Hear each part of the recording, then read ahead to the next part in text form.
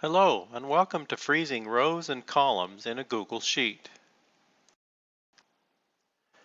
Knowing how to freeze rows and columns is an important skill when you have large spreadsheets. There are two ways to freeze rows and columns.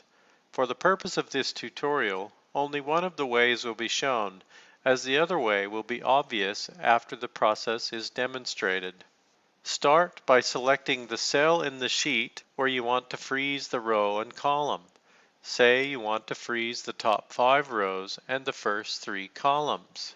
Select cell C5, 5 rows down in column C. Click View in the navigation bar. Mouse over Freeze and select up to current row 5. Go back to View, mouse over Freeze, click up to current column C.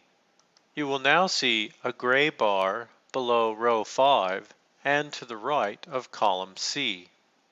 Now, if you scroll vertically, rows 1 through 5 will always be present. If you scroll horizontally, columns A, B, and C will always be present. That's how you freeze rows and columns in a Google Sheet.